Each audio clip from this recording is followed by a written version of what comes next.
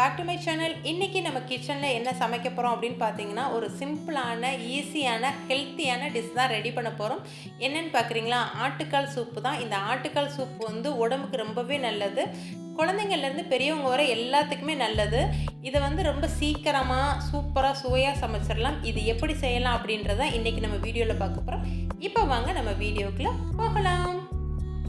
வீடியோக்குள்ளே போகிறதுக்கு முன்னாடி வந்து ஒரே ஒரு சின்ன ரிக்வெஸ்ட் தான். எப்பயும் போல் அனிஷ்னா கிச்சனை சப்ஸ்கிரைப் பண்ணாதவங்க வந்து சப்ஸ்கிரைப் பண்ணிக்கோங்க. பக்கத்துலேயே இருக்க ஆல்ன்ற பட்டனை கிளிக் பண்ணிக்கோங்க. அப்போ தான் நான் போடுற ஒவ்வொரு வீடியோ உங்களுக்கு நோட்டிஃபிகேஷனாக வரும். இப்போ வாங்க நம்ம வீடியோக்குள்ளே போகலாம். ஃபஸ்ட்டு வந்து நம்ம கால் சூப்பு பண்ணுறதுக்கு வந்து கால் வந்து வாங்கிட்டு வந்துட்டு வாட்டி கொடுத்துருந்தாங்க அப்படின்னா நம்ம வீட்டில் வச்சு நல்லா க்ளீன் பண்ணிக்கலாம். வாட்டலாட்டி வச்சு அடுப்பில் வச்சு வாட்டணும். எனக்கு வாட்டியே கொடுத்தனால வந்து நான் வந்து நல்லா சுடுதண்ணி போட்டு நல்லா க்ளீன் பண்ணி வச்சுருக்கேன்.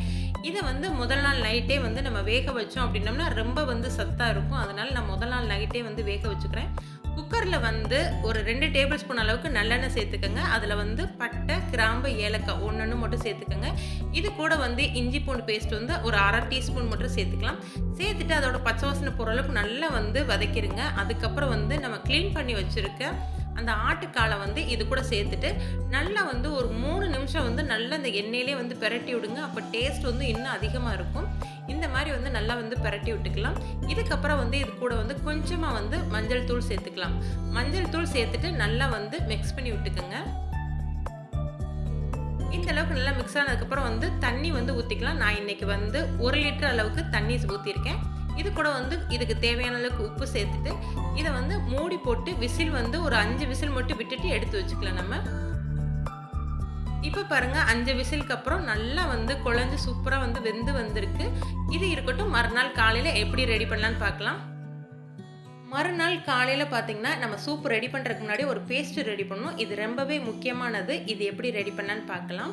இதுக்கு வந்து ஒரு மிக்ஸி பவுலில் வந்து ஒரு சில்லு அளவுக்கு தேங்காய் எடுத்திருக்கேன்.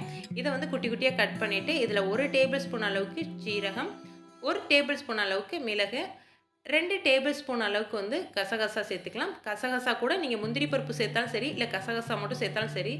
இதுக்கப்புறம் வந்து 1/2 டீஸ்பூன் அளவுக்கு வந்து மஞ்சள் தூள் சேர்த்துருக்கேன். இது கூட ஒரு பெரிய வெங்காயத்தை 2ஆக கட் பண்ணி அதையும் சேர்த்துருக்கேன். இதை எல்லாத்தையும் தண்ணி ஊற்றி நல்ல ஒரு பேஸ்ட்டாக வந்து அரைச்சிட்டு வந்துடலாம். இது இப்போ தனியாக இருக்கட்டும்.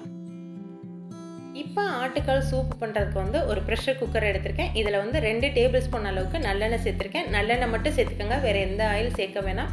இது கூட வந்து காரத்துக்காக 3 பச்சை மிளகாய், கொஞ்சமாக வந்து கருவேப்பிலை சேர்த்துருக்கேன். அது கூடவே வந்து 2 மீடியம் சைஸ் உள்ள தக்காளி எடுத்திருக்கேன். அதை வந்து நல்லா நீல வாக்கில் கட் பண்ணிவிட்டு அதையும் சேர்த்துக்கலாம். தக்காளி வந்து கொஞ்சம் எக்ஸ்ட்ரா கூட சேர்த்துக்கலாம். உங்களுக்கு வேணும் பிடிக்கும் அப்படின்னா அது ஒன்றும் தப்பு இல்லை. இப்போ தக்காளி சேர்த்ததுக்கப்புறம் வந்து ஒரு 1/4 டீஸ்பூன் அளவுக்கு மட்டும் இஞ்சி பூண்டோட பேஸ்ட்டு சேர்த்துருக்கேன். ஏன்னா நம்ம ஆல்ரெடி வந்து நம்ம காலையிலே வந்து இஞ்சி பூண்டு பேஸ்ட்டு சேர்த்துருக்கோம். அதனால் இதில் கம்மியாக மட்டும் சேர்த்துக்கலாம். இது நல்லா வதங்கினதுக்கப்புறம் கொஞ்சமாக உப்பு போட்டுக்கோங்க.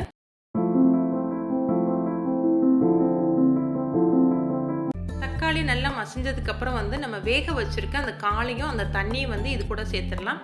காளி வேக வச்ச தண்ணியை வந்து நீங்கள் ரிமூவ் பண்ணிடாதீங்க. அதே தண்ணி கூட அப்படியே ஊற்றினா தான் அதில் நல்லா வந்து நிறைய சத்து இருக்கும். இப்போ இது கூட வந்து நம்ம அரைச்சி வச்சுருக்க அந்த தேங்காய் பேஸ்ட்டை வந்து இதில் ஊற்றிடலாம். இந்த தேங்காய் பேஸ்ட்டு இதுக்கு ரொம்பவே முக்கியம். அதனால் கரெக்டான அளவில் நீங்கள் சேர்த்துக்கோங்க. இப்போ உங்களுக்கு தேவையான அளவுக்கு தண்ணி வந்து சேர்த்துக்கோங்க. நான் வந்து கிட்டத்தட்ட 1 லிட்டர் அளவுக்கு தண்ணி சேர்த்துருக்கேன்.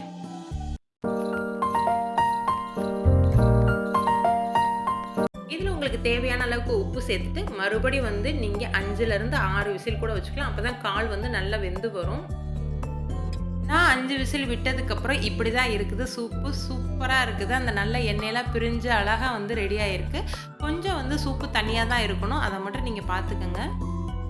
இந்த சூப்பு வந்து உடம்புக்கு ரொம்பவே நல்லது. குழந்தை பெற்றிருக்கவங்களுக்கு, அதே போல் வந்து வயசுக்கு வந்திருந்த குழந்தைங்களுக்கு, பெரியவங்களுக்கு, இல்லை முடியாமல் வந்து ஹாஸ்பிட்டலில் இருக்காங்க அந்த மாதிரி இருக்கிறவங்களுக்கு வந்து இந்த சூப்பு வந்து ரொம்பவே நல்லதாக இருக்கும். கண்டிப்பாக வந்து மாதத்தில் ஒரு தடவை இல்லாட்டி வந்து வாரத்தில் ஒரு தடவையாவது செஞ்சு கொடுங்க. இதே மாதிரி நீங்கள் செஞ்சு பார்த்துட்டு எப்படி இருக்குது அப்படின்றத மறக்காமல் கமெண்டில் சொல்லுங்கள். இந்த வீடியோ உங்களுக்கு பிடிச்சிருந்தா லைக் பண்ணி, ஷேர் பண்ணி, கமெண்ட் பண்ணுங்கள். மறக்காமல் அனிஷ்னா கிச்சனுக்கு சப்ஸ்கிரைப் பண்ணிக்கோங்க. ஓகே, பாய்.